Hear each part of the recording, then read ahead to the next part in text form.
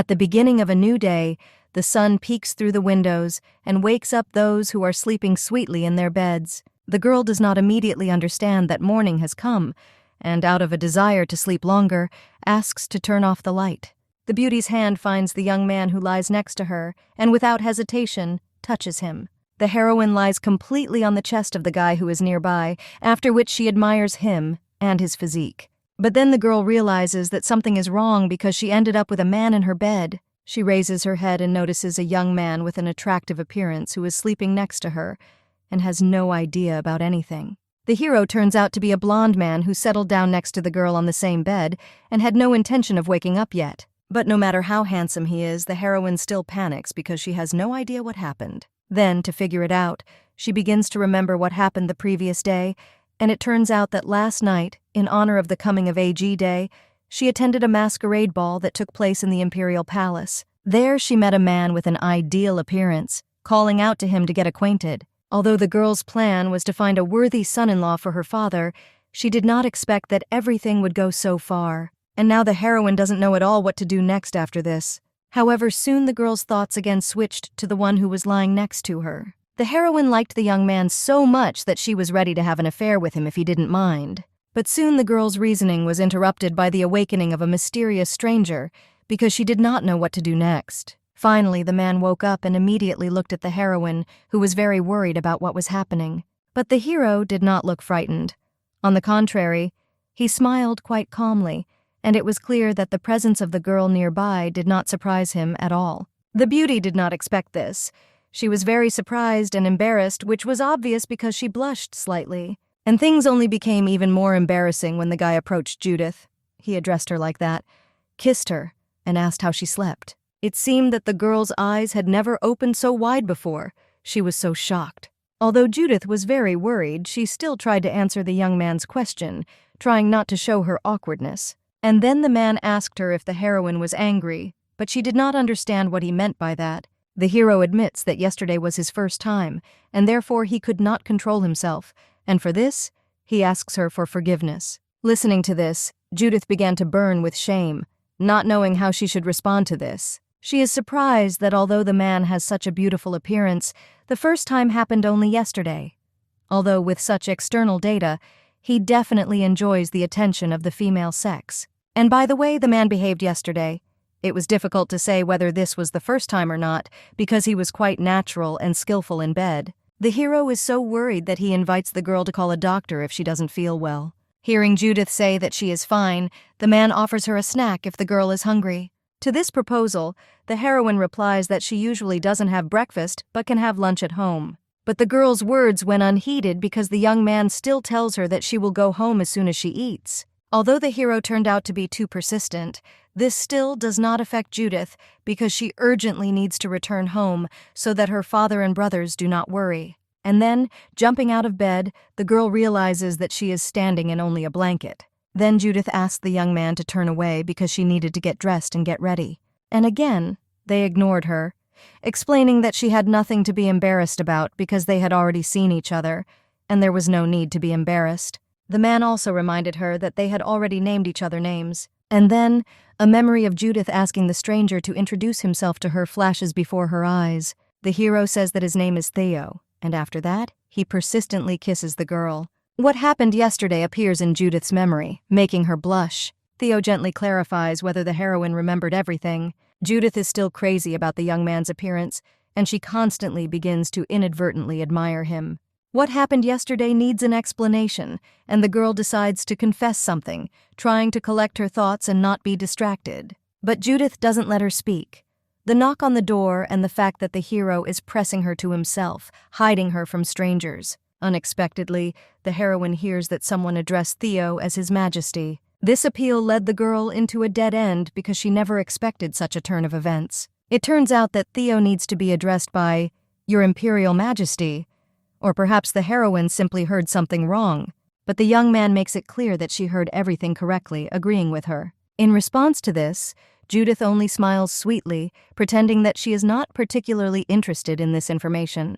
However, she was only pretending, but in fact, she realized that she was thinking that she was in serious trouble, and so, sitting in Theo's arms, the heroine recalled all the rumors that were circulating about His Majesty, especially the fact that he was considered a tyrant. But the most surprising thing is that the heroine finds herself in a place from a romantic novel that she read before her death. In this novel, the heroine becomes a knight, and together with the emperor goes through all the difficulties and hardships. But she is not just a knight, but also the one who heals the wounds of a cold-blooded ruler. And in their happy ending, the characters fall in love and walk down the aisle. The main character, Serena, impresses the girl and considers her an amazing woman no matter how you look at her. The novel also has a minor villain, Judith, whom the reader does not like at all because she married through family connections but achieved nothing herself. However, the heroine still sympathizes with Judith because the villain was unloved in the family, and because of envy, she ultimately dies. But in any case, the girl understands that she would not want to be in the body of this character because for her, this is the worst of all evils. But when she woke up after reading the novel, she very much regretted her words. After all, as soon as the maid calls her name, the heroine realizes that she has been reborn into the one she least wanted to be. Does God really have some kind of grudge against her?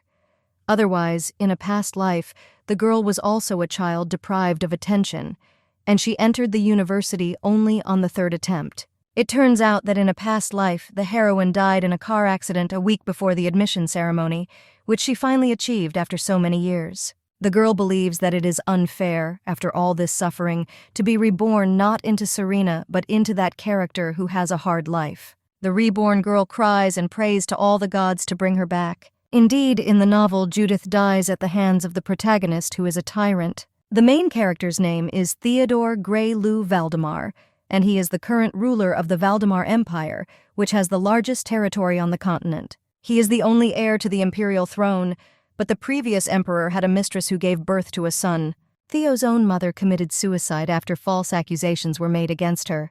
The main character ascended the throne at the age of 19 as soon as his father died. And soon after this, the second prince born from his mistress died in a fire for unknown reasons. The girl ended up in a novel in which Theo was the main character, and also in the future Judith's husband who killed her because the heroine interfered with his romance with the main character and was a real enemy for the emperor. Then the heroine simply decided that if she never met His Majesty, then no one would kill her. Judith was the only daughter of the ducal family, and if she tried hard, she could live happily without getting involved with Theo. The girl is confident that she will cope with her second life, because she is a fan of romance novels and knows everything about them. The main thing is to act nice so that others will love and cherish you. In a past life, the family did not treat the girl as well as the current household does, and Judith lived for her own pleasure without thinking about any matters or problems, thinking that this life for her was the best one could dream of. The only problem for the girl is the emperor whom she still had to deal with. Then the heroine decided simply not to meet with Theo, not appearing at any balls, but she didn't last long because she decided to start an affair with someone. Then Judith went to the coming-of-age day masquerade ball, which is held for all members of the nobility who have recently become adults. And the girl was sure that the emperor leaves the ball every year after making a congratulatory speech. This is an ideal event to find someone to romance and find a son-in-law for her father. But Judith quickly became disillusioned with this ball because there was not a single handsome man there that the girl would like. Therefore, the heroine decides to leave this event with nothing because she understands that she will not find anyone for herself here. But then she notices someone who immediately attracts her attention and stops her from leaving. Finally, she is lucky to find an incredibly handsome young man who immediately steals Judith's heart. All he had to do was smile, and the girl decided that he must be her future husband. But then the heroine notices that the stranger is about to leave, and she must quickly stop him. Otherwise, she will lose him. Judith had no intention of letting him go, so she got his attention by calling out to him. And at this very moment, the girl notices that her mask begins to fall, but does not have time to do anything about it. While the heroine was dealing with the mask, the main character disappeared from her sight, but she was not going to retreat and went to look for him. In the end, the girl was able to catch up with him and began to follow right behind him, waiting for some kind of reaction. Judith achieved that they paid attention to her because the stranger asked whether he should call her brave or naive, and then the young man said that she shouldn't follow strangers so casually. But the girl found something to answer, reminding the stranger that he was the first to start making eyes at her. At this, the hero grinned and then began to take off his mask, which was clear from the movement of his hand. The stranger's temptation worked because Judith succumbed to him, starting to follow the young man. The hero took off his mask and approached the girl, waiting for an answer to his words. However, the heroine continued to just stand without saying or doing anything. She simply looked at the man, amazed by his beauty. And then Judith abruptly grabbed the stranger, pulled him to her, and kissed him, which the hero did not expect at all. Later, their kiss escalated into them moving together into the man's bedroom. But the young man suddenly changed his mind, saying that this was unacceptable and he should not do this. It was not clear what exactly was unacceptable because the girl was already an adult. According to the man, Judith will regret it later but does not explain the reasons why. The girl was not afraid of the stranger's warning, looking at him confidently and smiling. And then she promised that she definitely wouldn't regret it. And in the end, they continued kissing each other again. The next morning, the heroine did not deny that their night was incomparable. But after she found out the identity of the stranger, she regretted that she agreed to it because the unknown man turned out to be the emperor whom Judith had tried so hard to avoid. And now the girl blames herself because she didn't think that there could be a dirty trick behind her beautiful face. As a result, the heroine began to apologize to Theo, asking for mercy and promising that she would never appear in the emperor's sight again. But Theo was hurt by the girl's words that she was going to leave him. The emperor was offended by the fact that the heroine spent the night with him, and now she is simply going to run away. Seeing the emperor's change of heart, the girl began to worry that she would now meet her death. But instead of hitting, His Majesty gave Judith a tender kiss. Since the heroine was able to drag the emperor into bed, now she must not run away but bear responsibility for what she did. But the girl still thinks that she will have to answer for what she did with her death. But judging by the fact that the emperor expects something from her, he is not going to kill her yet. As a result, Judith, having overcome her fear, tells Theo that she is ready to answer for her actions and take responsibility. Afterwards, she asked His Majesty what exactly she needed to do to atone for her guilt. As a result, the girl was not only not killed but also fed deliciously, which she was very happy about, but was surprised because the emperor does not seem to be such a bad person as she imagined him to be. Although she knows from the novel that Theo is a tyrant, when the young man smiles, he looks very good-natured. And then the emperor said something that made Judith choke on her food because Theo asked when was the best time for them to get married. The girl does not understand what kind of wedding they are talking about because they have only known each other for one day, and she did not know that everything would go so far. The emperor decided that the cook was to blame for the girl's coughing because he gave her bread and said that this was tantamount to an attempted murder on his part.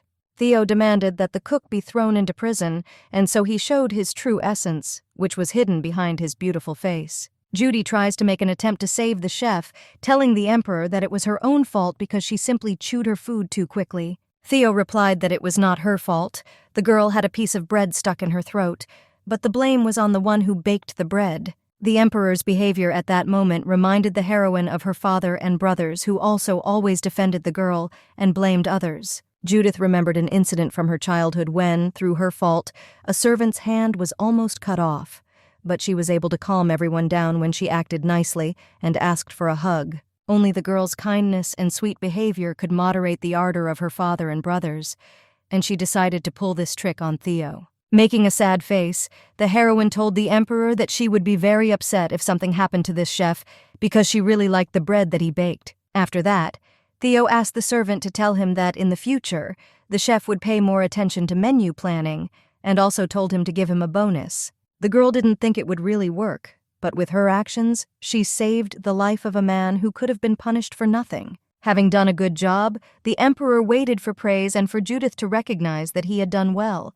After nearly ruining a man's life, Theo now smiles sweetly and expects praise like a puppy. Instantly forgetting about the incident, His Highness reminded Judith that they should discuss their wedding. It turned out that when Theo said that the heroine should take responsibility, he was talking about the wedding, and not her murder as she thought. Judith is very nervous because in the novel, her heroine also had a marriage with the emperor, which led to terrible consequences, but it would also be dangerous to refuse. Because of her refusal, her father and brothers as well as herself may suffer in the future. At that moment, a servant knocked on Theo's door with the words that an urgent matter had arisen, and the emperor displeasedly asked what had happened.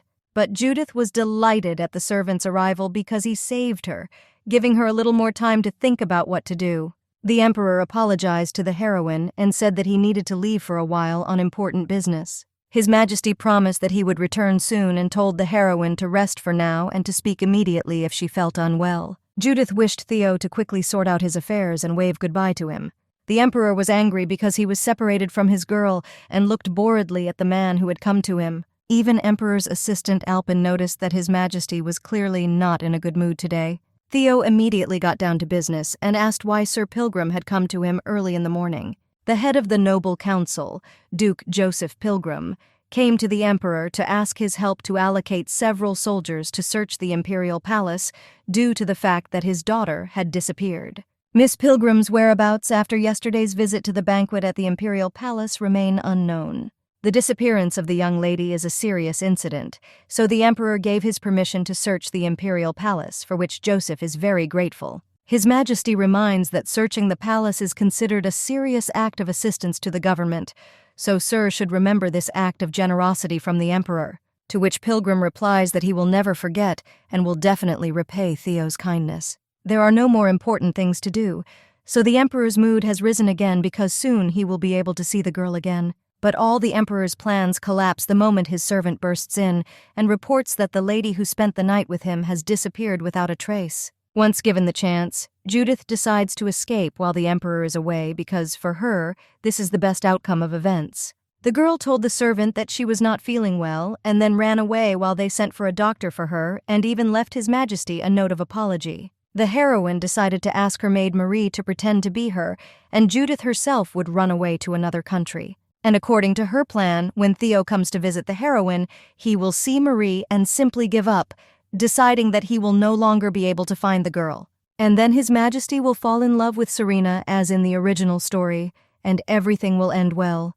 And in the end, the girl will be able to return home to her family and live a happy, carefree life. But no matter how ideal her plan is, it fails immediately because the heroine has lost her identity card, which is necessary to leave the imperial palace. And the idea that Judith needed was already with the emperor because it was found by the servant in the corridor of the banquet hall. Thinking about the heroine, Theo admires the fact that she is a charm, so he is definitely not going to let her go so easily. The servants are surprised that the emperor did not react aggressively to this incident because they are well aware of the young man's temper. One of the servants even asks whether it is necessary to punish the one who ran away from him, to which he replies that it is not worth it because she just left for a while. Meanwhile, Judith continued to wander around the entrance to the imperial palace, deciding to approach the guards and explain the whole situation to them in the hope that they would let her through. But there was a risk that the emperor would find out that she was Lady Pilgrim. Then both she and her family would have problems. The girl began to think if there was any chance to distract the guards so as not to reveal her identity and quietly run away. Suddenly, a familiar voice reached the heroine's ears, and she realized that it was the voice of her brother Kieran Pelgrim, who was the commander of the Aiden Knightly detachment. Judith immediately ran to meet her brother, seeing her salvation in him. Then the guard attacked the girl, demanding to confirm her identity, but Kieran stopped him, explaining that the heroine is his sister. Then the guards apologized and released Judith, who will finally be able to get out of the palace with the help of her family. The girl is immensely glad that her older brother came to her aid, who unexpectedly turned to the heroine wanting to say something. Kieran started asking Judith if she was okay, where she went yesterday, and if anything bad happened to her. In response to this, the heroine said that she simply drank too much yesterday and therefore fell asleep and then apologized for it. But the girl's brother did not let up, asking if nothing really happened to her, to which she said that she just fell asleep, and when she woke up, it was already morning, missing the fact that, in addition, the emperor was lying next to her. For Kieran, the most important thing was that his sister was safe and sound, and in the end, he told her to wait in the carriage while he went to get his father, which surprised the heroine because she did not know that her father was also here. And so she learned that her father had gone to the emperor and asked him for permission to search the imperial palace. His Majesty must not be allowed to reveal Judith's identity because then she will have a lot of work to do, so this must not be allowed under any circumstances. And she decided to persuade her brother to just let her go home and not wait for anyone due to the fact that she felt bad because of what she drank yesterday. Then Kieran ordered the guard to wait for Sir Pelgrim, and he himself decided to immediately go home with his sister. As a result, the girl was still able to escape from the palace and get to the mansion of the ducal Pelgrim family, where she lives with her father and brothers. The Lord of the Magic Tower, Ludwig Pelgrim, who is Judith's second older brother, is already waiting for the arrivals at home. Ludwig immediately bombarded the girl with questions about her condition, so much so that the girl did not even have time to answer them. And then Judith notices that her brother's clothes are stained with something that looks like blood. But the Lord of the Magic Tower reassures his sister that he never kills good people, so she shouldn't worry. At that moment, the father returned to the mansion, who immediately called Judith and told her that he had been worried all last night. Finally, the whole family was assembled, and Judith was able to apologize to everyone at once for making them worry. The father also asked the girl if she was hurt, to which the eldest son replied that Judith was not feeling well. As soon as Sir Pelgrim heard this, he immediately demanded to call a doctor, to which the girl thought that he should know when to stop. The doctor was nevertheless called. He examined Judith and was now going to make a verdict on her well-being. The doctor said that Judith had an upset stomach due to drinking too much alcohol, which caused everyone in her family to start worrying. Everyone immediately began to give instructions to help the girl with her illness as quickly as possible. But the heroine hastened to calm everyone down, saying that everything is fine and everyone can return to their business, which they definitely have because each of them occupies a very important position. Afterwards, the girl sweetly added that she felt much better just because she saw her family. These words touched the soul of every family member, and they calmed down, no longer worrying so much. As night fell, the girl began to put her plan into action because she had already dressed up as a maid and was about to run away.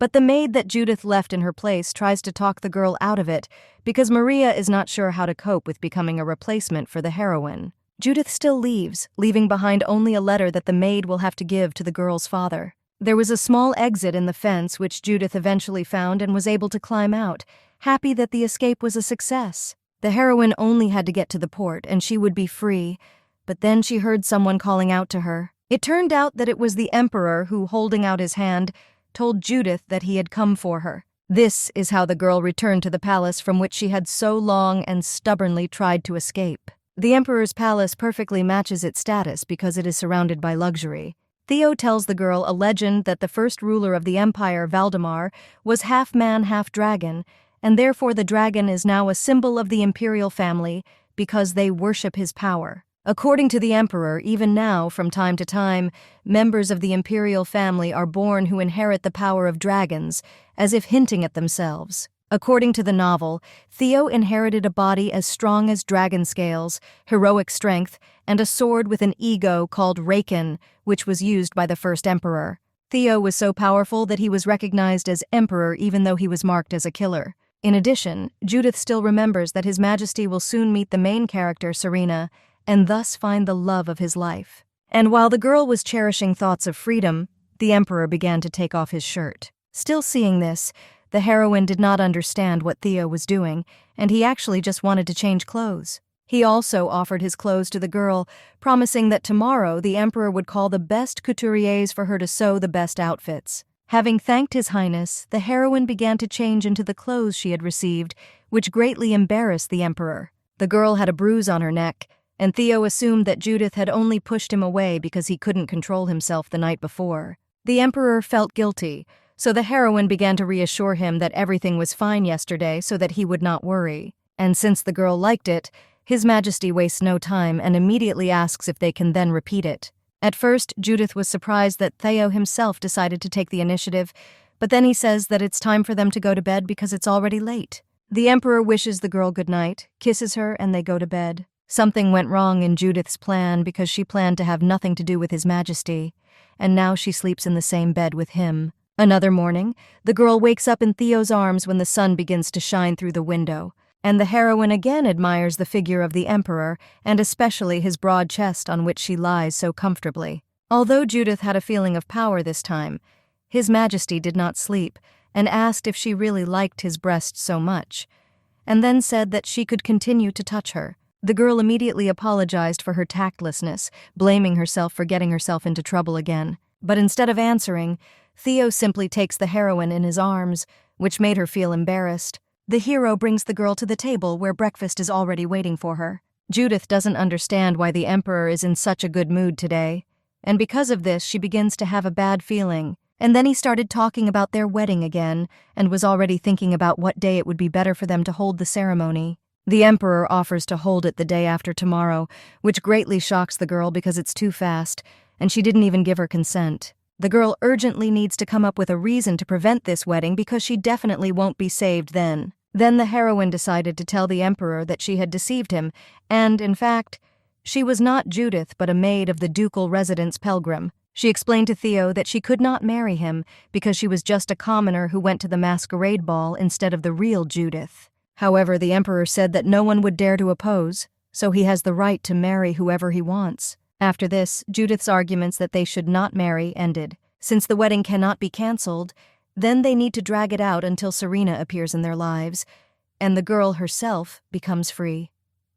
Therefore, she said that she wants to have a wedding during the cherry blossoms because the emperor will meet the main character in September. This proposal upset Theo because the cherry trees will bloom only in March next year. Although the emperor was sad, he still agreed to hold the ceremony on the day when the cherry blossom petals would fly. Meanwhile, at the Pelgrim residence, Judith's father and brothers learned that their beloved daughter and sister had disappeared, to which the maid said that the father and brothers would have to understand everything when they read the letter that the heroine left. Then all family members got acquainted with the letter left by her, in which the girl said that at the masquerade ball she had made a huge mistake in front of the emperor, and therefore was now forced to hide for a while so that his anger would not transfer to the Pelgrim family. Judith, in the letter, asked to show the Emperor Maria if he came looking for Lady Pelgrim in the hope that after some time His Majesty would surrender and she could return back.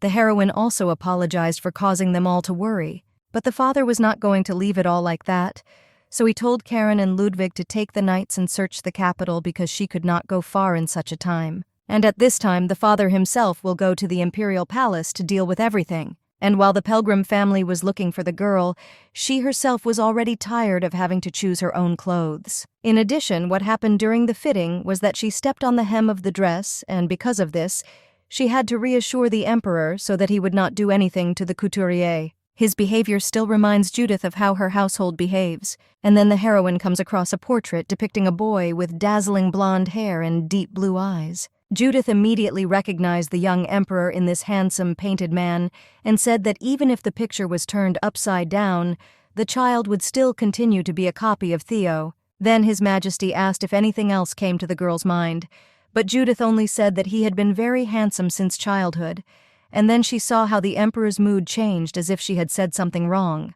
The heroine asked Theo a question clarifying why he wanted to have a wedding with the girl, to which His Majesty replied that the reason lay in the night they spent together.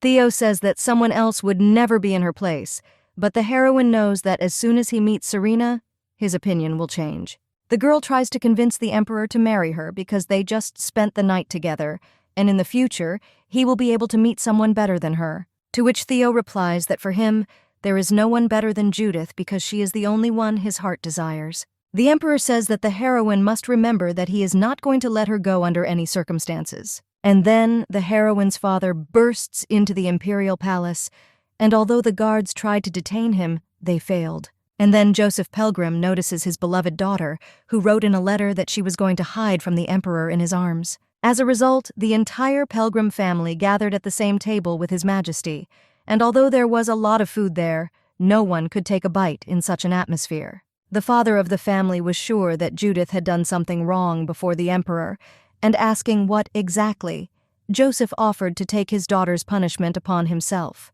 The father was about to say what exactly the heroine had to be punished for when she began to cough to muffle the young man's words. Everyone sitting at the table immediately feared for Judith's health, and the emperor even demanded to call a doctor, but the girl hastened to report that she was fine. As a result, the heroine realized that this conversation could not be avoided, and she herself admitted that on the day of the masquerade ball, she spent the night with His Majesty. With this confession, Judith shocked all members of her family, and her father even asked what exactly she had done and with whom, to which the heroine only apologized because it seemed to her that now everyone was disappointed in her. But as it turned out, the father was only dissatisfied with the emperor, asking him how he dared to spend the night with his daughter. In response to this, the girl began to defend Theo, explaining that she was the first to approach His Majesty, so she herself was to blame for the whole situation. But the heroine's brothers did not believe her words.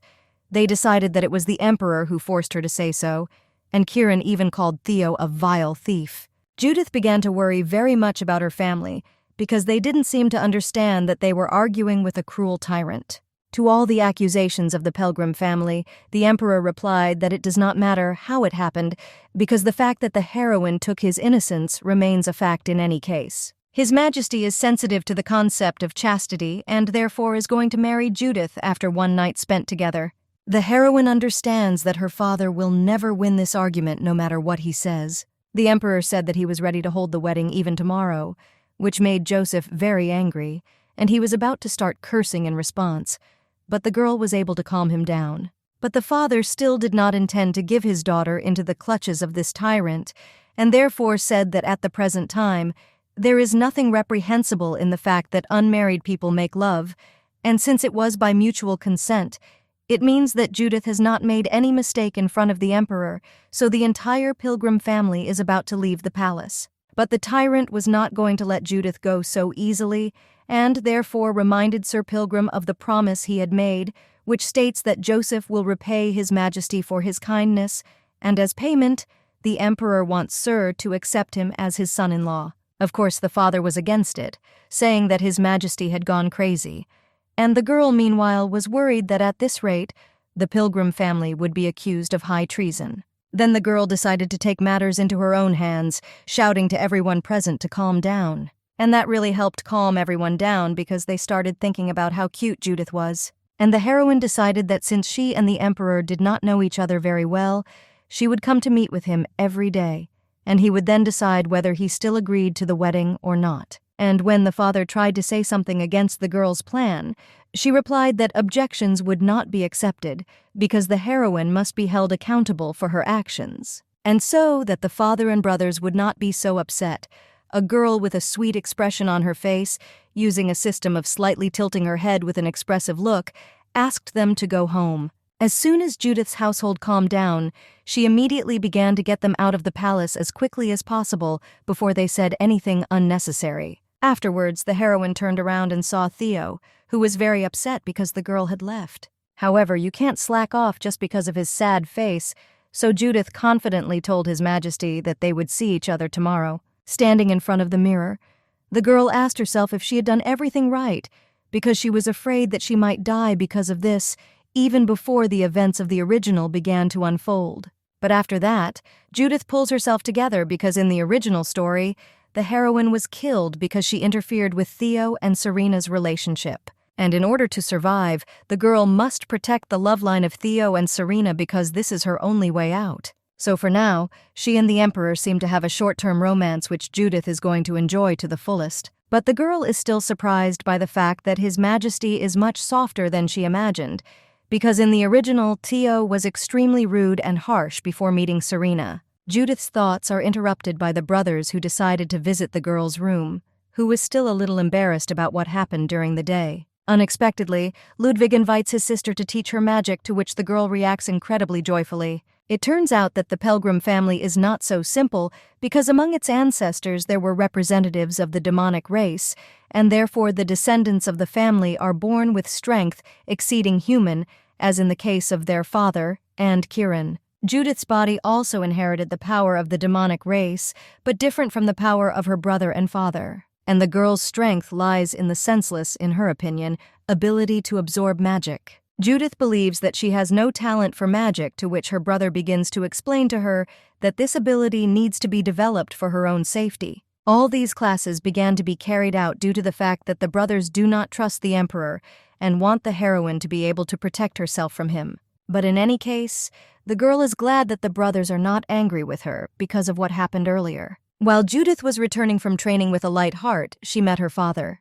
The father is very worried about his daughter because from tomorrow she will have to meet every day with the Emperor, whom the Sir considers a wild beast.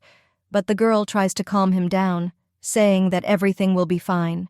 The heroine wanted to say something to her father about what happened, but Joseph interrupted her, apologizing for scaring her. Sir Pelgrim reassured his daughter that there was nothing wrong with dating someone at her age, and also added that no matter what choice she made, she would forever remain the most dear person to the family. Judith became convinced of how much she was loved and told her father that she was glad to be his daughter, because thanks to her family, the heroine had nothing to fear. Meanwhile, in the palace, the emperor could not concentrate on his work because he was absorbed in his thoughts. And then His Majesty demanded from his assistant Alpin that he quickly obtain the Tear of Hysteria.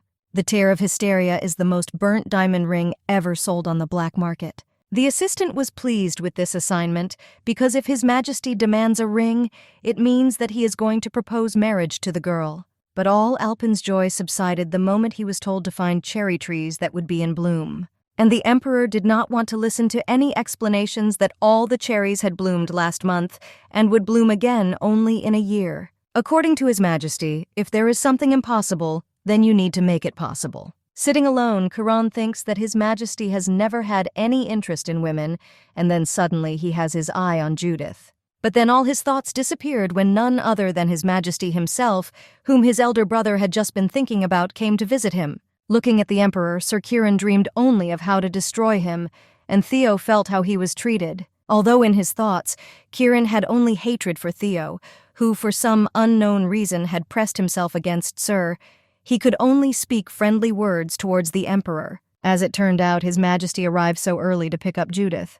The older brother tried to stop the emperor, saying that the girl was still sleeping, but this did not stop Theo, and he, on the contrary, did not mind looking at the heroine's sleeping face. To this, Chiron replied that Judith could not sleep normally in the presence of other people, but the emperor disputed this because the heroine slept sweetly with him. All the servants watching the argument between the two young men prayed that the girl would wake up quickly and calm them down. The servants' pleas were heard, and Judith suddenly woke up, as if she sensed that someone urgently needed her. Judith called Maria to help her get dressed, but no one responded, and the girl was very surprised that no one was there. Afterwards, the heroine saw the maid and asked where everyone had gone, and she was informed that His Majesty, the Emperor, had arrived early in the morning to take Judith to the imperial palace. Everyone gathered in one room, and so the girl immediately ran to the meeting, wondering what her household was up to. As it turned out, her brothers showed the Emperor the gifts that the girl gave them.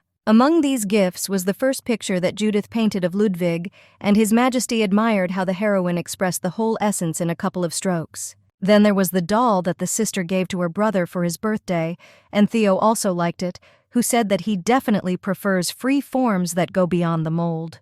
The brothers also boasted of a bag of cookies that the heroine had prepared herself, and although they had eaten the treat a long time ago, they kept the bag as a keepsake. The emperor wanted to touch this bag, but he was forbidden, otherwise fingerprints would remain. His Majesty was so jealous of Judith's brothers, because they have so many memorabilia associated with her, that he also wanted to have something as a keepsake, and therefore called an artist to paint a portrait of the heroes. Painting a portrait takes a long time, so Judith's eyes began to droop due to the fact that she had been sitting still for so long. In the end, the girl could not resist and fell asleep leaning against the emperor. Noticing this, His Majesty called Alpin and began to say something to him, which greatly frightened the artist. The artist began to think that the emperor was angry because he was drawing for too long, but this is surprising because His Majesty himself asked to draw slowly.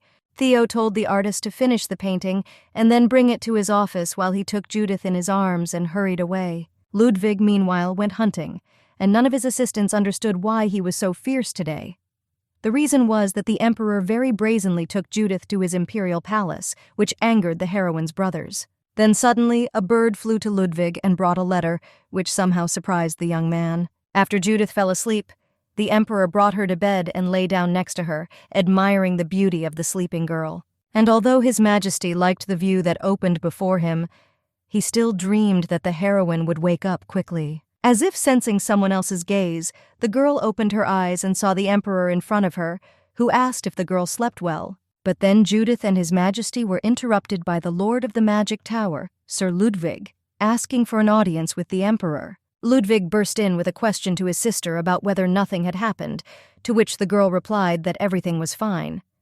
The unfriendly emperor clarified what kind of important question the Lord of the Magic Tower wanted to ask. And Judith's brother said that in the morning he was informed that chimeras had been discovered in the forest. One of these chimeras was killed outright, but the other escaped and is now being hunted down. And only one person in this novel can cope with such creatures, and this is the second prince known to the world as the Deceased, who is also the main villain under the name Safarin Urt. The second prince was the illegitimate son of the late emperor and his mistress. However, he was an ordinary person, unlike Theo, who inherited the power of the imperial family. And so Mother Iarta, who wanted to make her son heir to the throne, tried to change his abilities with the help of black magic. Due to a difficult childhood, Iart was broken, and after the death of his tough mother, all his anger transferred to Theo. After all, Theo had everything that Urt did not have, and he also got everything without any effort. He was just born under a lucky star, unlike his younger brother. To gain the power of a dragon like his older brother Urt, Iart devoted himself to the study of chimeras. But after his research was discovered by Theo, Iart set fire to his palace to destroy traces of his deeds associated with black magic, and after all this, he disappeared. Although Iart was guilty of his actions, and also left Theo with the mark of a tyrant who killed his younger brother, Judith still felt sorry for him, because the reason for his actions lies in the environment in which he grew up. Then the girl remembered her past life in which she also had an inferiority complex because of which she suffered. Ludwig said that because of the situation, he hoped that he would see the emperor more often from now on, hinting that he would now make surprise visits and check on how his sister was doing. His Majesty responded to this that he was touched by the Sir's devotion, to which he replied that he was grateful for this, but although they had a nice dialogue, it was clear from the atmosphere that there could be no question of any friendliness. Then Ludwig noticed that it was already quite late, so he would pick up his sister and she would go home. Already in the carriage, the brother asked Judith what should be done if they tried to touch her, to which the girl replied that she would need to break this person's face with the help of magic. And while Ludwig explained how to properly defend himself, Judith hoped that her brother would not take her away like this every day. But in the end, it turned out that the father and brothers, without the heroine's knowledge, had already agreed that from now on, they would pick her up from the imperial palace every day at 5 o'clock in the evening. Although the heroine is glad that at least in this life her family takes care of her, sometimes they are overprotective of her. And as soon as the girl gets stressed, she sneaks out of the house at night to buy limited edition chocolate buns. The heroine was afraid that at such a late hour all the buns would already be sold out, but she was very lucky. And then Judith meets a mysterious young man. The stranger stared at the girl and she does not understand why exactly. Then he comes up and says that he will pay for the bun that is on the heroine's tray. At first Judith did not understand why the young man did this because they were strangers, but later she decided that he simply fell in love with her at first sight. However, while the girl was in thought, the stranger simply grabbed the bag of buns and quickly left.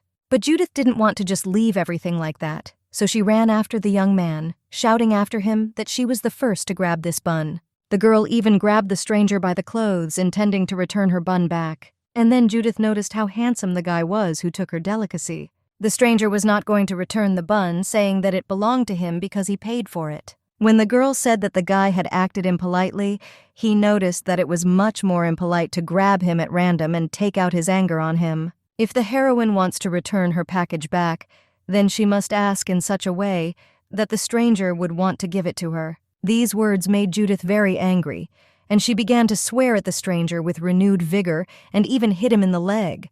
But this only hurt the girl herself, because the guy seemed to have inserted an iron rod into his leg. As a result, Judith told the stranger to eat his own bun and not choke, and she began to move away before the man got angry. It turns out that all this was arranged because the stranger was wondering what kind of woman the emperor was like. After this, the young man entered the room where he was noticed by a certain person wiping glasses. And then this man turned to the stranger, calling him Urt, and asking if everything went according to plan. The man received a negative answer to this question because Urt thought that the girl would be stupid and could be controlled. But she turned out to be a tough nut to crack. After this, it became clear that the heroine would have to be persuaded in other ways, so Iart asked the man to call Verdi. Also, the younger brother Theo was asked what to do with the package now, to which he replied that there was no longer a need for it, so they could throw it away. On his next visit to the emperor, he had work to do. So while His Majesty went about his business, Judith just sat nearby and read a book. But in the end, Theo decided that he wanted to spend time with the girl and not work. The Emperor told Judith that he was just tired, and she suggested that he go and lie down to rest, thinking that it would be much more comfortable without him. But as it turned out, Theo did not leave but lay down on the girl's lap, which she herself did not expect. Taking a closer look, Judith realizes that His Majesty is not going to flirt with her because he looks very tired. The heroine asked if the Emperor slept well today, to which he agreed. If this is all because of work, then Judith is ready not to interfere and leave now so that His Majesty can continue to do his business. But as it turned out, the Emperor did not sleep because of thoughts about the girl, and not because of work. With these words, the Emperor greatly embarrassed the heroine, and she even began to doubt that the hero had never been in a relationship before. Then, unexpectedly, Theo says something that Judith did not expect because he admits to the heroine that he wants to hug her. Because of her panic, Judith says that she needs moral preparation and then adds that Theo is tired, so they can discuss the matter another time. To this, the Emperor replies that he no longer wants to sleep, but the girl does not agree with him because sleep is important, and its lack has a bad effect on the body. In the end, Theo agrees with Judith and decides to sleep, while the girl thinks about what she likes about the Emperor. Although it is clear that His Majesty is interested in the heroine, she does not understand why exactly, as they hardly know each other. After all, if he is interested in Judith only because she is his first woman, then this does not suit her. Although the heroine understands that they will break up as soon as Serena appears on the horizon, she would like to build a normal romantic relationship until that moment. And perhaps in this case he will not hate Judith so much as to want to kill her. Suddenly, Judith notices what looks like a ring on Theo's neck and wants to take a closer look at it while the Emperor sleeps. Then the heroine begins to unbutton the buttons on His Majesty's shirt so that the ring can be seen better. At this unfortunate moment, Theo opens his eyes and looks at Judith. Then the girl begins to try to justify herself so that the Emperor does not think that she is just trying to undress him. But His Majesty did not listen to excuses and immediately took action. The Emperor decided that this was a sign from Judith that she had already prepared herself mentally. To this, the girl replied that she did not want a relationship in which they would desire each other only physically. The Emperor said that he liked everything about Judith, to which she replied that she only liked Theo's body so far, and therefore she wanted to get to know him better. According to His Majesty, if the heroine does not want something, she just needs to say so, and he will not do anything against her will. After this, the Emperor apologized for rushing things and extended his hand to Judith, asking if the girl would allow him to hold her hand. To this, the heroine replied that Theo can hold her hand as much as his heart desires.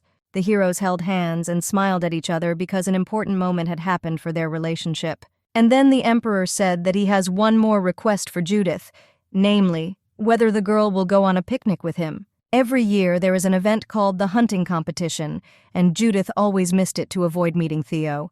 But now there is nothing to be afraid of, so she can attend it. When the heroine returned home, her father immediately met her with the words that if she did not want to meet with this brat, meaning the Emperor, then she did not need to force herself. The daughter tried to reassure Sir Pilgrim that everything was fine, nothing bad had been done to her, and she did not force herself to go to meetings. Contrary to Judith's expectations, His Majesty always listens to her, and now the girl just wants to get to know Theo better. If something happens to the heroine, her father will be the first to know about it to ultimately punish the Emperor. Then Joseph realized that he had worried in vain because although Sir does not like Theo, his daughter made her own decision, and he must respect her choice. Judith's father is sure that his daughter will be able to figure everything out on her own.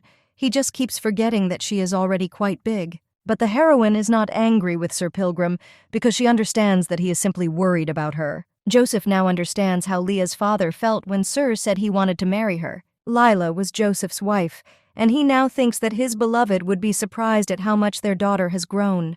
The day has arrived for the hunting competition in the Imperial Palace, and this event is aimed at maintaining harmony between the imperial family and the nobles. The winner of this competition is the one who catches the most game in a day. Before the start of the competition, each woman gives one of the participants a kiss, thereby wishing good luck. And men, in turn, give the woman they like a bouquet of flowers that they collected during the hunt, thereby confessing their feelings. That's why this event is so popular among girls and boys, and then the heroine thought about why Theo invited her there. It turns out that it is possible that the Emperor will want to give the heroine a bouquet of flowers, thereby showing his sympathy. And this will be a public announcement that Judith and Theo are dating. Also, the girl will have to give His Majesty a kiss for good luck. In a past life, the heroine died without ever having an affair. This means that Theo is Judith's first boyfriend. And in order to take a little break from her thoughts, the girl again went to the city to buy her favorite buns. This time, Judith was lucky because there were a lot of buns left, and the heroine decided to buy everything and then share it with the others. As Judith walked back to the carriage with a large bag of buns, she thought that perhaps she had been too greedy, and then she realized that she could not open the carriage door because her hands were busy with the package. Then Judith began to call Jason to help her open the door, as he usually does, but for some reason, he was not there this time. But then an unfamiliar man approached her and opened the door for her. But from the expression on the stranger's face, it seemed that he was not just a passerby. He wanted to help the girl in trouble. Judith doesn't understand why the carriage is shaking so much today, as if they were traveling on some other road. And then the carriage stopped, and the heroine was surprised that this time they arrived at the castle too quickly. As it turned out, the coachman of this carriage was not Jason, whom the girl kept calling, but a stranger who helped her with the door. So Judith realized that she had simply been kidnapped and asked what the man's goal was. And then the stranger said that the heroine did not need to know all this, and then tried to silence her with the help of magic. But he didn't expect that Judith had the power to prevent others' magic from affecting her. While the man is confused, the girl has a chance to escape. Then Judith remembered the spell that her brother taught her, and decided to try to use it. It turned out to be a lightning spell, which, although not difficult, can quickly unsettle the enemy. However, it is difficult to aim lightning because it has such enormous speed. Judith collected her thoughts and did everything as her brother taught her, attacking the enemy.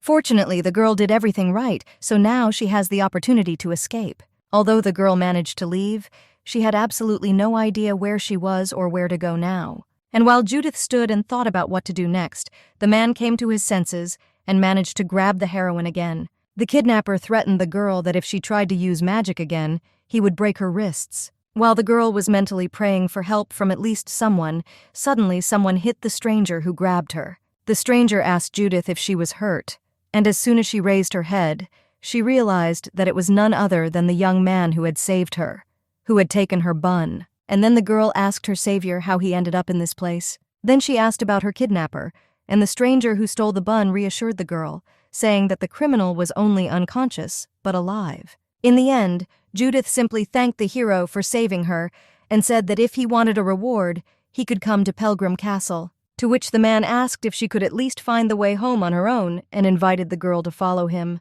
The heroine had no other choice but to follow the stranger, but she warned that if they tried to take her to a strange place, she would scream.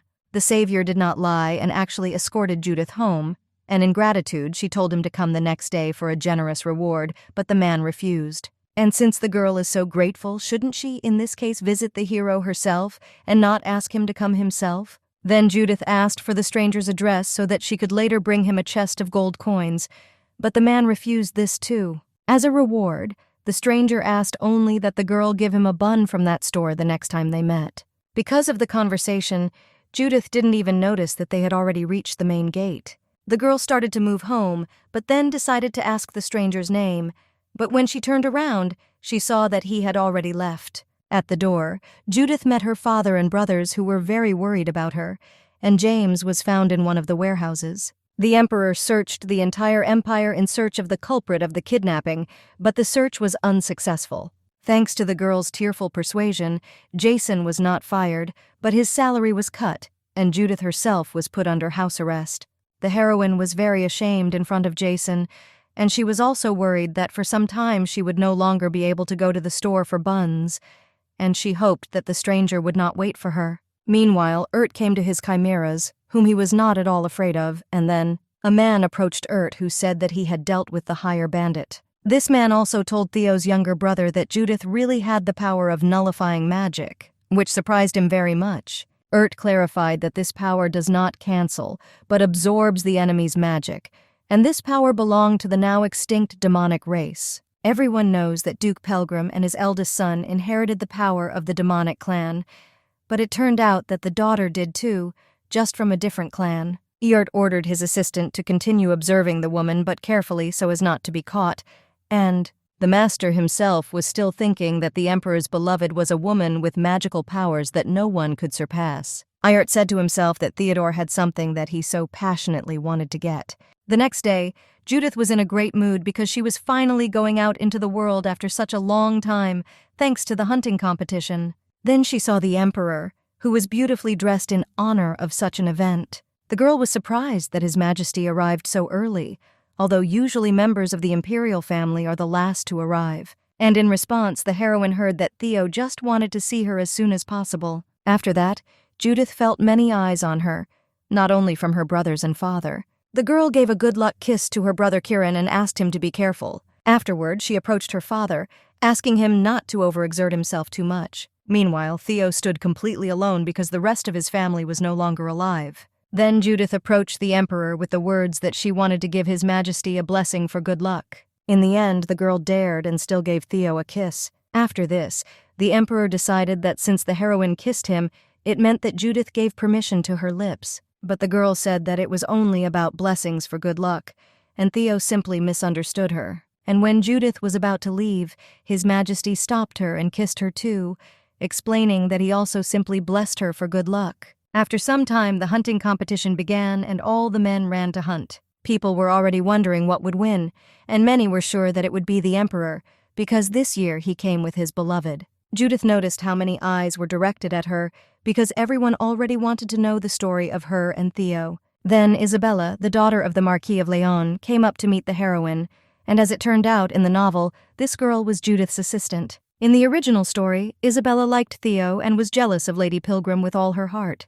And Judith in the novel cleverly plays on Lady Lion's feelings and weaknesses in order to frame Serena, and the fair Serena saved Isabella when she is in danger, and after that, they become friends. Judith understands that meeting the girl will not bring her anything good, because later she will have a knife stuck in her back, so she plans to stay away from Isabella. But things don't go according to plan, as usual, when Lady Lion invites Judith to a tea party. And so it turned out that the girls were seated next to each other, which was also not part of Lady Pilgrim's plans. And at that moment, when Isabella wanted to give the heroine a cup of tea, she seemed to deliberately drop it on herself and later tried to make Judith guilty of this. And the girl held on with all her strength so as not to start arguing with Lady Lion.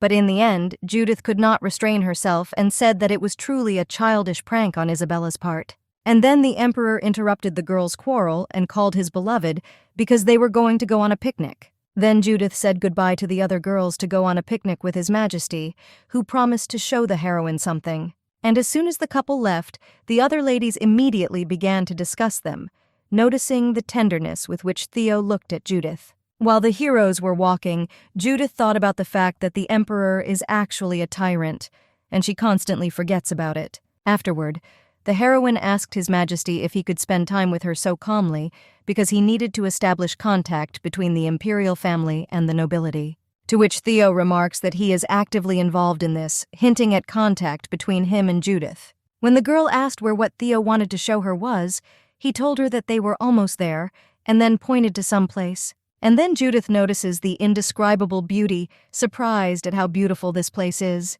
His Majesty said that he originally intended to pick a few buds, but in the end, he felt that a couple of flowers would not be enough. The heroine was surprised that now the flower field completely belongs to her, to which Theo replied that if she wants, then the entire empire will be hers. But Judith replied that a field of flowers would be enough for her, and then she thought that she needed to somehow change the topic of marriage. And then the heroine noticed that the emperor was wearing the same pendant that she noticed last time, so she asked Theo about it. Judith said that it was nothing special. It just reminded her of something she lost as a child, and so Theo invited the girl to look for herself. This ring was exactly like the one Lady Pilgrim had lost, and she asked where the emperor had gotten it. And then Theo asked if Judith really didn't remember anything, because she herself gave him this ring 14 years ago. And at that moment, the girl seemed to hear the original plot bursting at the seams. But even after His Majesty's words, the heroine could not remember how and where it happened.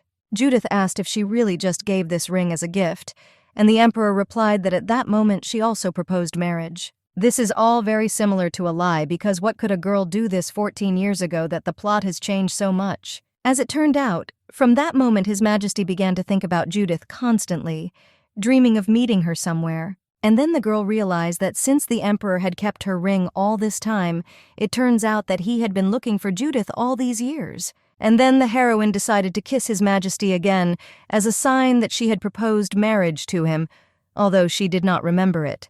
When the couple returned back, they noticed that something had happened. Then Judith decided to return to the rest of the girls again, while the Emperor went to sort things out. And then, while the heroine was returning to the others, she noticed Isabella walking towards the hunting grounds. Lady Lion walked around alone, swearing at Judith, and kicked a stone which hit something with a strange sound. And as soon as the girl raised her head, she saw an animal unknown to her, which was much larger in size than herself. Then Judith hurried to help Isabella, who used her magic. Lady Pilgrim managed to set the monster on fire, which nearly harmed Isabella. Judith then asked if the girl was okay, saying she was very scared. While the girls were able to gain time, they had to immediately run away from there to the others. But as it turned out, not all opponents were defeated because other chamas began to approach the hero. Judith then ordered Lady Lion to run as quickly as possible while she tried to distract the chimas with magic. And then Isabella admitted that the tea which she deliberately spilled on herself has a hallucinogenic effect on animals, so that the Emperor would later save her from them. At first, Judith began to scold the girl, but then she realized that now was not the best time, and, apologizing, grabbed Lady Lion by the dress. Theo's lover tore off a piece of the dress on which tea had been spilled in order to divert all the attention of the chimeras to herself so that Isabella could escape. Lady Lion must first get out of the forest safely so that she can immediately call the knights while Judith fights. And while Isabella hurried for help, Judith was left alone with the ferocious monsters. While waiting for the knights, the girl created a protective barrier, but she didn't know how long she could hold out like that. And then she began to think that Isabella might not have called anyone for help. The heroine's strength began to dry up, and she had already decided that most likely only death awaited her ahead. The last thing Judith had time to think about before the barrier disappeared was that she did not want to die like this. But then the heroine heard someone calling her and, turning around, saw Theo. Fortunately, the Emperor arrived in time and was already in a hurry to help the girl.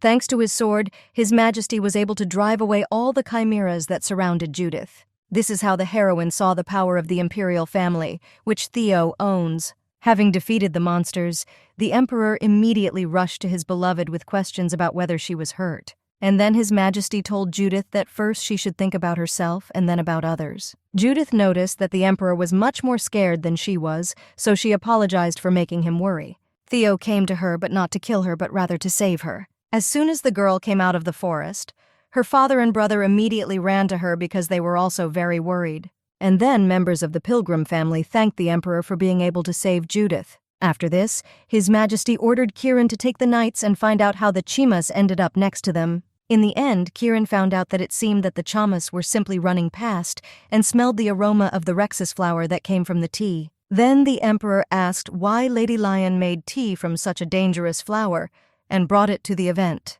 The Marquis Leon responded that someone was simply planning to harm his daughter because she was the one who was attacked by the monsters. And then the Marquis said that he would like to personally find out who was behind the attempt to harm his daughter and asked the Emperor's permission for this. His Majesty gives his permission to the Marquis, and it turns out that Isabella's father realized that she was to blame for everything that happened, and so he began to scold her for the fact that she still couldn't grow up. The father scolded the girl for the fact that because of her, the future of her younger brother was almost destroyed, not at all thinking about Isabella herself, who could also suffer. As soon as the enraged Marquis left Lady Leon, Judith came instead and invited the girl to talk about what had happened. Isabella thought that Lady Pell was going to interrogate her, but instead, Judith began asking questions about the girl's health and well-being. And then Judith thanked the lady for running as fast as she could and calling for help in time. After this, the heroine was called by her family, and she, saying goodbye to Isabella, wished her a good rest after a hard day. And at the end she added that Lady Lion would never try something so dangerous again. The event has ended, so Judith and her father are already getting ready to go home. But then the Emperor called out to the girl and then said that he would accompany the heroine to the carriage. Judith said goodbye to Theo, who wished her good night and sweet dreams. Having seen off his beloved, His Majesty set off to figure out how and where the chimera entered from. Experiments with black magic were found near the northwestern border of the hunting grounds, and it seems that the chimeras escaped from there. After receiving the information, the Emperor asked Kirin to try to find Urt, even though he was considered dead. Recently, there have been many reports about the discovery of traces of experiments with black magic, so it can be safely assumed that the second prince is alive. After all, there must be someone who leads all these dark magicians, and with a high probability, this is Urt. And since the second prince is already gathering supporters around himself, then the Emperor cannot sit idly by in this situation. When His Majesty was asked what he would do with Urt if he was caught, the Emperor admitted that he would have to kill his younger brother. Judith and her father had already returned home, and Ludwig immediately ran to them, asking about what happened at the hunting competition. But since the girl was sleeping, the father invited his son to talk outside. Sir told Ludwig that it was now time to remove the seal placed on Judith. Joseph said that the girl should know about her strength, and he does not want to relive what happened 14 years ago. It turned out that 14 years ago, little Judith disappeared for half a day and was then found unconscious. Then it became known that the heroine had inherited the abilities of the demonic clan, and therefore she could absorb magic by touching the body and then turn it into her own mana. That time, Judith suffered greatly because she absorbed too much mana, which caused a surge in her power. Surprisingly, the heroine was attacked using a spell that could kill a person. It was on that day that they decided to seal Miss Pilgrim's mana until she was able to control it herself. But along with the mana, the memories of who attacked the girl were also sealed. And Judith really forgot everything.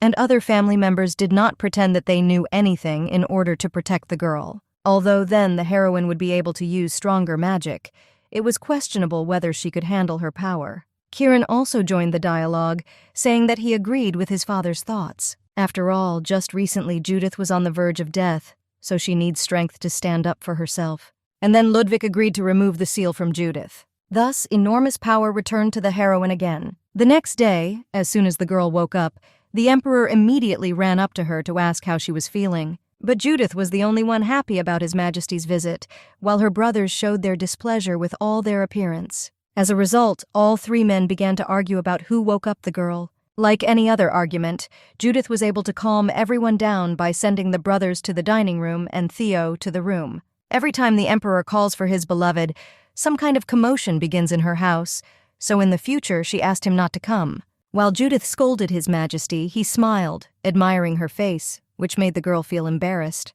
The Emperor noticed that the heroine looked tired because yesterday she had used too much mana, and then he picked her up so that the doctor could examine her as soon as possible. Hearing Theo's plans to take the girl to the imperial palace, the father tried to stop him, thinking that it was better for his daughter to rest at home. But it is useless to argue with the Emperor because in any case he will do as he wants. And as soon as the carriage with the couple left, Ludwig remembered that he had forgotten to say that he had printed Judith's mana. After some time, the Emperor was busy with work, but the heroine noticed that he was constantly looking at her while she was sitting nearby. The heroine reassured Theo that she was completely fine and not to worry so much. Although Judith said that everything was fine with her, in fact, she felt heaviness throughout her body and really wanted to sleep. His Majesty finally finished his work and at the same moment saw that the girl had fallen asleep.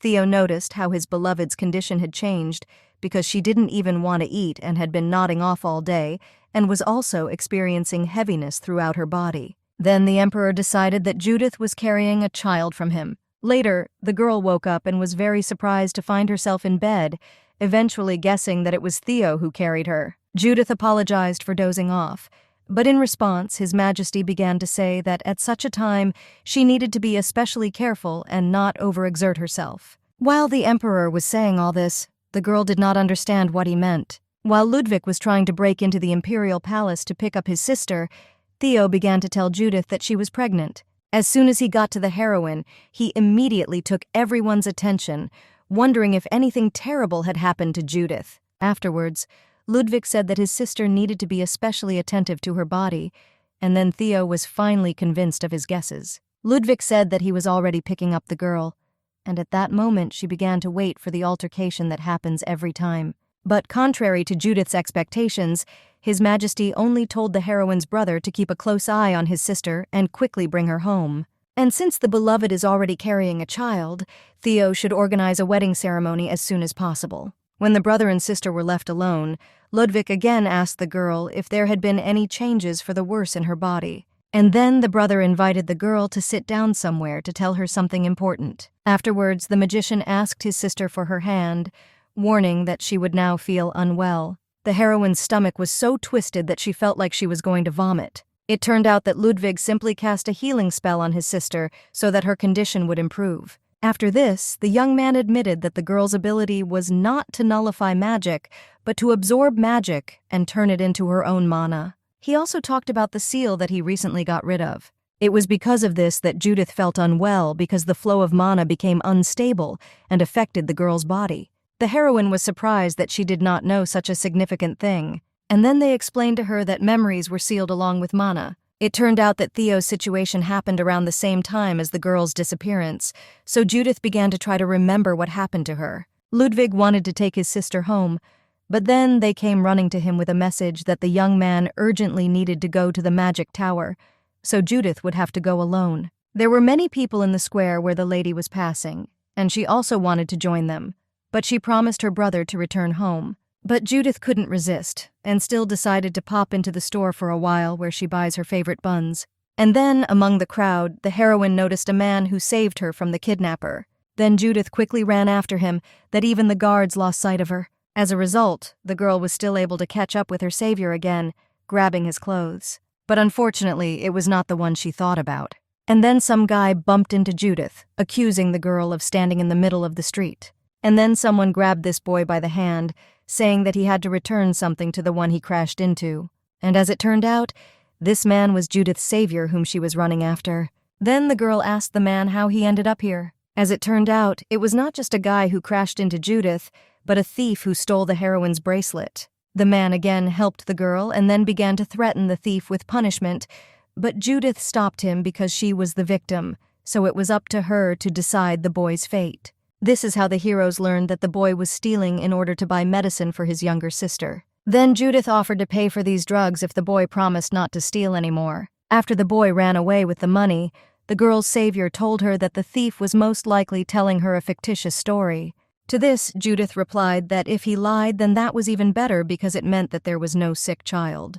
And from the boy's clothes, it was clear that he had a hard life in any case. The heroine is glad that she can correct at least something in this unjust world. While Judith was communicating with the man, her bodyguard managed to find her. Having caught up with the girl, the guard began to ask her why she left, and also added that he had to look for her for a very long time. Then the heroine told the bodyguard that she simply noticed the familiar face of the one who saved her, but he was no longer nearby. Meanwhile, the heroine was thinking about the fact that there were more guards around the girl, which meant that it would now be more difficult to get to her. As it turned out, Theo's younger brother wanted to duplicate Judith's abilities, but this required her blood. Himself took on this task because the heroine is personally acquainted with him, so it will be easiest for him to get close to her. The man needs Lady Pelgrim's power in order to clone Theo's abilities. Doesn't understand why, then he just understands Judith without taking what he needs. And then the young man has an attack during which he sees his own mother, who does not let her son go even after her death. The vision said that Judith would no longer be kind to Iart when she found out who he was. And in the northern part of the empire, a letter from the emperor himself arrived at the castle of the Marchess Spencer, in which he wrote that he was asking the Marchess for a couple of cherry trees in bloom for the wedding, because in the north, flowering occurs later. The Marchess was surprised that Theo was getting married because before that, he had never been interested in women. Although Spencer thought this request was stupid, she still ordered that no more than 10 cherry trees be selected for the emperor. The Marchess was ready to do this in order to quickly see what kind of woman fell into the heart of His Majesty. Later, it turns out that Marcianus Spencer is going to hold a banquet in the capital and only girls were invited to it. The emperor guesses that Judith should also receive such a letter and advises her to immediately refuse the invitation. Elith Spencer is the current Marchess Spencer and Theo's only maternal cousin. The entire Spencer family, except for Elith herself and her newborn nephew, was executed due to accusations of helping Theo's mother and participating in the poisoning of Iart. And even though everyone thought that after this, the Spencer family was finished, Elith was able to convince everyone by joining the knights and earning great glory. In the original story, Serena respected this character, and she, in turn, considered Judith to be nothing more than an eyesore. The heroine guessed that Mayor Spencer simply found out about her relationship with the Emperor and therefore just wants to study her. Judith understands that there is no point in refusing the invitation because sooner or later they will meet anyway, but Theo continues to insist on refusing. The girl also notices that lately the Emperor has been very worried about her health, and therefore thinks that Ludwig simply told him everything. His Majesty throws out the phrase that his beloved will have to go through another 9 months, which surprises the heroine. Then Judith clarified whether Theo was talking about the seal that was placed on Herma. But the Emperor was not talking about the seal, but about their child, which the heroine, in his opinion, carries under her heart. Then Judith realized why Theo had been acting so strange lately. While the heroine was in the imperial palace, an invitation came for her from Marcianus Spencer, as His Majesty had expected. Ludwig noticed this letter and also suggested that Judith refuse the invitation. As it turns out, Marcian Spencer has a very strained relationship with Kieran. That's how Judith found out that her brother dated Eled about 10 years ago. But they didn't even last a week, so the heroine didn't even know about it. And for this reason, it is better for Karen and Elite not to meet, because then a very tense atmosphere begins to hover in the air. So Mayor Spencer can take out all her anger on Judith, which is why the heroine began to worry even more. And the fact that Kieran left the mayor's precisely because of Judith, in order to spend more time with his sister, also makes the situation worse. No matter how afraid the girl was, she still accepted the invitation and went to the banquet without her brothers. Judith understood that her every action would result in the evaluation of the Pilgrim family, so she was very worried. But in the end, the girl took her will into her fist and decided that she would not be a coward. The heroine came to the event saying that she was grateful for the invitation and was very glad to meet the mayors. Ellet replied that she did not expect to see Judith here because partners were not allowed at this banquet, and then, in response, thanked Lady Pilgrim for her visit.